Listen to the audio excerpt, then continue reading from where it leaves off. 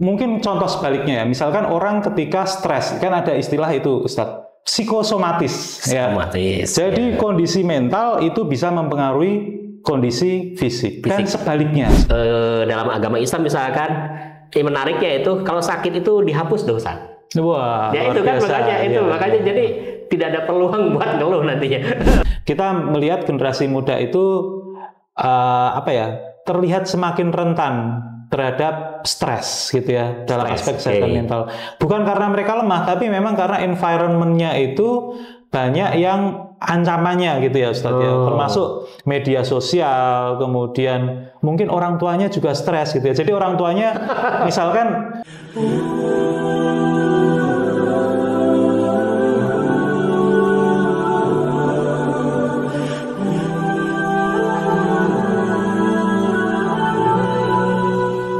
Bismillahirrahmanirrahim. Assalamualaikum ya Rasulullah. Assalamualaikum warahmatullahi wabarakatuh. Assalamualaikum warahmatullahi wabarakatuh.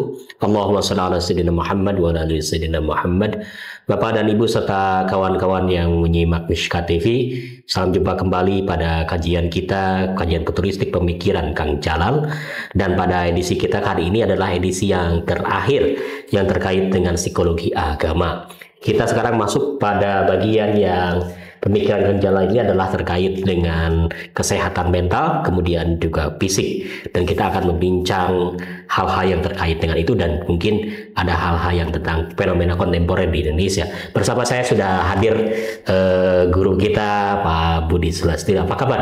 Alhamdulillah baik Ustadz Asa. Pak Ustadz Asa sehat juga? Sehat walafiat. Alhamdulillah. Pak Budi, akhirnya kita sampai juga ya pada tahapan terakhir kita dari buku ini tentang kesehatan mental. Jadi agama itu sangat sangat juga berpengaruh pada kesehatan mental manusia.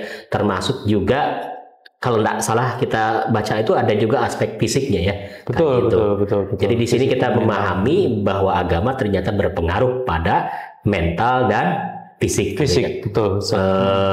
Jadi yang kemarin diskusi terkait dengan penolakan sains terhadap agama dan sebagainya, mungkin belum komprehensif dan sebagainya. Nah, Pak Budi gimana nih awal-awal pembacaan kita terkait dengan ini? Baik-baiknya ini pembahasan yang sangat penting ini ya Ustadz ya. Jadi ini sebenarnya agama dalam tataran praktis sebenarnya ya. Praktis. Ya dalam tataran praktis. Ya, mungkin sebagai pengantar ini sebenarnya Ustadz Allah yarham Ustadz Jalal membahas ini ya di sepanjang buku ini. Jadi praktek keagamaan itu kan sebenarnya adalah diantaranya adalah mendisiplinkan diri kita gitu ya untuk melakukan ibadah ritual gitu kan ya, ibadah ritual, kemudian ada puasa juga gitu. Nah di balik itu semua itu ada konsep-konsep yang harus kita pahami tentang ketuhanan, kepasrahan pada Tuhan. Oh, itu efek mentalnya. Efek mentalnya. Jadi ini nanti terintegrasi gitu Ustadz ya. Nah, sebelum di bab tentang riset-riset kesehatan sebenarnya Ustadz Jalal juga menuliskan pendapat Jung ya tentang agama itu, bahwa agama itu nanti mengintegrasikan individu kita gitu ya. Jadi di individu kita kan sebenarnya ada lapis-lapis, singkatnya ada alam sadarnya, ada alam bawah sadar gitu ya. Alam bawah sadarnya sebenarnya Jung juga membagi dalam beberapa hal, tapi singkatnya adalah semua itu nanti kita integrasikan sehingga individu itu nanti tumbuh gitu. Nah, individu itu kan mencakup aspek spiritual dan fisikal juga, Ustadz ya. Jadi mengisi ruang yang kosongnya itu mungkin ya. Setuju, Ustadz. Kira-kira seperti itu ya. Jadi menggerakkan seluruh diri kita sebagai satu kesatuan yang holistik. Ya, itu karena itulah maka agama ternyata setelah kita praktekkan ya, kepasrahan diri kita, kesabaran gitu ya, ketaatan, itu ternyata bisa menggerakkan tidak hanya mental kita, tapi juga fisik kita. Fisik, Nah, kira-kira gitu Ustadz. Nah, ini ada beberapa riset ini ya. Ini sebenarnya banyak yang dikutip di sini ya. Jadi riset empirisnya itu secara positif menunjukkan bahwa orang yang beragama melaksanakan praktek-praktek keagamaan itu berefek positif ya. Ini misalkan tidak ada satu penelitian pun yang mendukung pengaruh negatif pada kesehatan mental dan fisik dari kehadiran ke gereja, sembahyang, membaca Alkitab, atau keterlibatan dalam ritus agama. Jadi sebagian besar itu, ini biasanya statistik kan ya, sebagian besar itu justru efeknya sangat positif ya di sini. Nah, di bagian-bagian berikutnya ini ada contoh-contoh yang lebih spesifik ya, misalkan di Amerika. Di Amerika, betul. Jumlah besar penduduk Amerika 20-40% mengatakan bahwa agama adalah salah satu dari faktor penting yang membantu mereka mengatasi situasi hidup yang penuh stres. Ya, ini sangat menarik ini. Jadi kalau tanpa agama ini ya, kan kita biasanya ada counterfactual argumennya. Kalau tanpa agama, ketika kita stres, itu berarti kita harus bersikap seperti apa gitu. Ini alternatifnya kan macam-macam Ustadz ya. Bisa berlari ke minuman keras, bisa ke narkoba, bisa ke kehidupan malam gitu. Tapi kalau kita menganut sebuah agama itu nanti ada pagar-pagarnya gitu ya. Kita nggak boleh itu yang minuman keras dan sebagainya. Mengatur, mengarahkan begitu. Betul. Di balik itu justru agama mengajarkan bahwa ketika kita mengalami musibah, kesulitan, itu di situ ada pelajaran dari Yang Maha Kuasa, dari Tuhan untuk kita gitu ya. Justru kita sudah dijauhkan dari hal-hal yang buruk, kita digerakkan untuk memaknai apapun yang kita hadapi. Nah, mungkin kira-kira itu ya. Jadi coping with stresnya itu jadi lebih baik gitu ya kalau kita menganut agama. Itu yang nomor 2, penggunaan agama sebagai perilaku coping berkaitan dengan harga diri yang lebih tinggi dan depresi yang lebih rendah, terutama di kalangan orang yang cacat fisik. Nah, ini bahkan ada penelitiannya. Kalau cacat fisik kan biasanya kan dengan berbagai keterbatasan itu ada tekanan-tekanan macam-macam ya Ustaz ya. Ini dengan ketaatan pada agama itu akan bisa ditangani dengan lebih baik gitu ya. Komitmen agama yang taat, terutama keberagamaan intrinsik, berkaitan dengan tingkat depresi yang lebih rendah, ya, penyembuhan dari depresi yang lebih cepat, kesejahteraan dan moral yang lebih tinggi, harga diri yang lebih baik. Nah, ini macam-macam ya. Ini depresi, ini mental semua ya, mostly di sini. Ya. Bahkan perkawinan yang lebih bahagia. Jadi kesehatan mental itu kecenderungannya akan menjadi lebih baik juga, ya. Nah, ini yang lain nanti mungkin Bapak Ibu sekalian bisa baca ya langsung di buku Allah Yarham ya. Gitu kira-kira Ustadz ya. Nanti mungkin kita bisa lihat lagi yang lain-lain. Jadi pengaruh agama terhadap kesehatan mental itu yang tadi disebutkan adalah pemberian makna ya. Agama memberi makna kepada aktivitas kehidupan menjadi supaya lebih baik lagi dan sebagainya. Nah, hal lain yang disampaikan Allah Yarham terkait dengan selain tadi yang mental adalah yang mental adalah tentang fisik ya. Jadi betul. Katanya fisik juga dipengaruhi juga ya. Oleh agama. Jadi apa kira-kira bagaimana para pengaruhnya? Karena kan apakah mental kemudian menyebabkan fisik kita jadi sakit atau gimana? Gitu. Ya. Fenomena itu. Jadi secara prinsip itu kan sebenarnya ya kalau kita bicara filsafat tentang manusia atau tentang psikologi yang tadi yang saya sampaikan, itu sebenarnya kan satu kesatuan gitu. Satu kesatuan. Jadi agama itu sebenarnya dia approach-nya itu adalah holistik ya, holistik. Jadi manusia ketika berpikir dengan menggunakan prinsip-prinsip agama, berarti nanti yang bergerak itu tidak hanya aspek spiritual, tapi aspek fisiknya itu juga bergerak juga ya. Mungkin contoh sebaliknya ya, misalkan orang ketika stres, kan ada istilah itu Ustadz, psikosomatis. Jadi kondisi mental itu bisa mempengaruhi kondisi fisik. Dan sebaliknya sebenarnya. Kalau kondisi fisik kita tidak bagus juga mempengaruhi kondisi mental, karena itu memang sebenarnya satu kesatuan.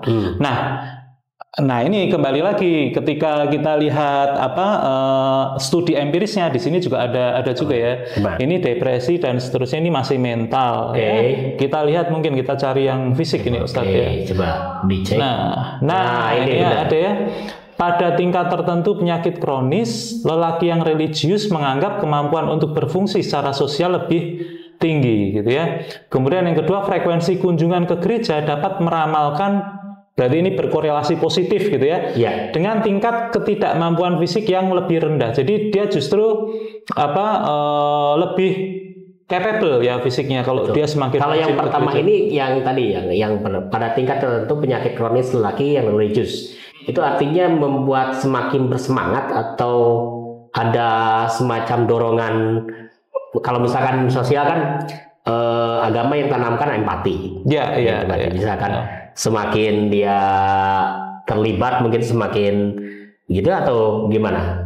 Ya, itunya. Ya, ini kan kalau dugaan awal kita gitu ya. Umumnya orang kalau kena penyakit kronis ya dia akan merasa sakit, kemudian mungkin semangat hidupnya turun, akhirnya dia menarik diri secara sosial gitu kan. Nah, tapi untuk kasus yang di riset ini kalau dia adalah penganut agama yang yang religius yang taat, jadi mengalihkan justru malah kebalikan hasilnya gitu ya. Jadi ketika dia sakit kronis pun itu dia tetap bisa berinteraksi sosial dengan baik. Dia tetap mempunyai peran sosial dengan baik gitu ya. Jadi dia karena tadi itu ya Ustadz ya, karena dia kan mungkin punya prinsip-prinsip agama bahwa kita harus tetap berkontribusi, kita harus tetap beribadah gitu kan, harus berkhidmat pada orang lain. Jadi tetap bergerak itu secara fisik ya. Fisik ya. Mungkin kita lihat yang lain Ustadz ya. Nah ini spesifik nih. Jadi ketika ada seseorang yang fraktur tulang ya, retak atau patah gitu, itu kan pasti sangat sakit itu Ustadz ya. Kemudian rasa sakitnya lebih rendah pada kanker stadium akhir gitu. Ini ada penyembuhan fraktur tulang yang kanker stadium akhir itu rasa sakitnya lebih rendah. Kemudian tingkat merokok juga, nah ini menarik ini, tingkat merokok lebih rendah. Kalau di Indonesia, soalnya ada kelompok penganut agama itu kalau kumpul diskusi gitu ya. Nah ini nanti bisa kita lihat lah ya. Tapi secara umum justru agama itu akan membawa kita dalam pola hidup yang lebih sehat gitu ya. Karena kita malah harus mensyukuri kesehatan gitu kan. Betul, syukur. Apapun harus kita syukuri. Termasuk kesehatan. Saat ini katakanlah kita masih sehat, kita harus memelihara. Kalau kita sakit, kita harus berusaha untuk sehat. Betul. Dan sekaligus kita memaknai rasa sakit itu. Jadi betul-betul ini ya, dalam beberapa aspek itu sekaligus yang harus kita lakukan gitu ya. Betul. Agama luar biasa dalam hal itu.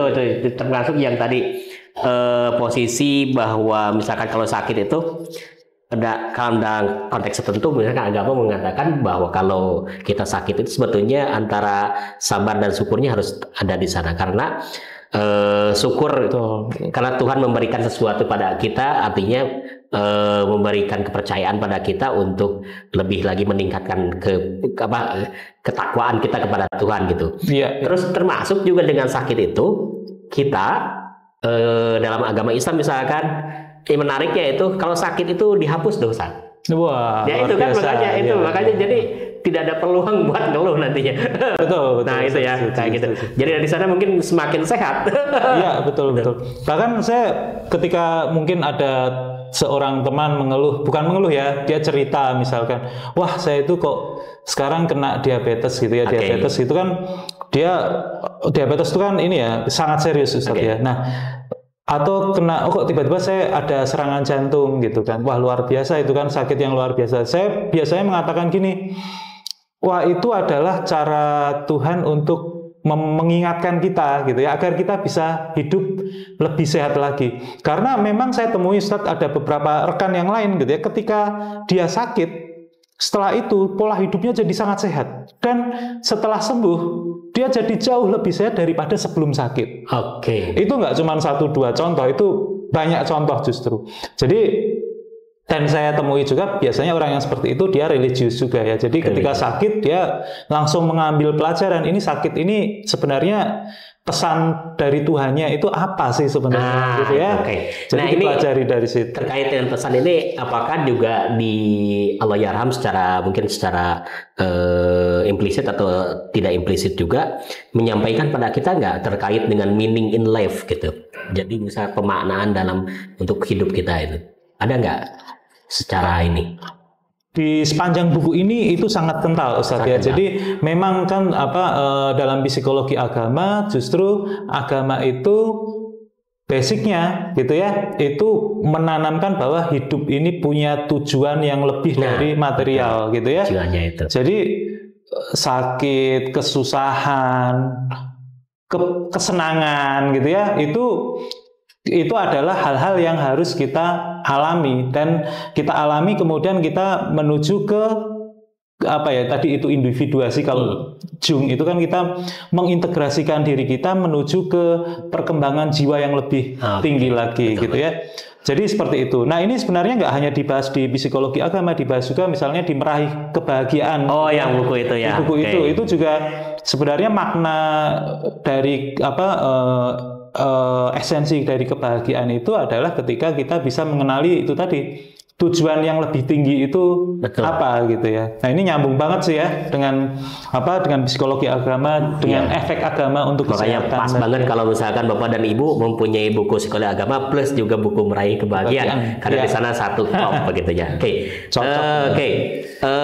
Masih terkait dengan kesehatan mental kemudian juga fisik, kita coba geser ke arah yang terkait dengan pendidikan ya.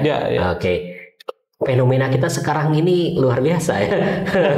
Mengarah pada sesuatu yang cenderung negatif ya, kesehatan mentalnya. Kalau peran agama ada nggak buat nanti ke pendidikan kita ini? Wah ini sangat menantang ya Ustadz ya. Jadi untuk pendidikan misalnya untuk generasi muda gitu lah ya. Sekarang kan kita melihat generasi muda itu apa ya, terlihat semakin rentan terhadap stres gitu ya dalam aspek kesehatan mental.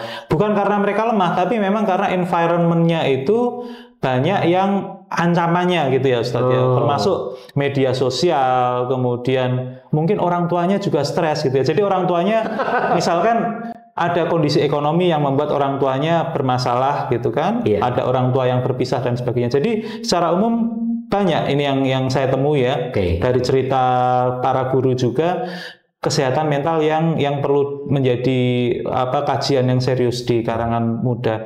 Nah, peran agama mestinya kalau kita bisa memformulasikan dengan baik Ustadz ya, peran agama itu nanti akan sangat menjadi kunci.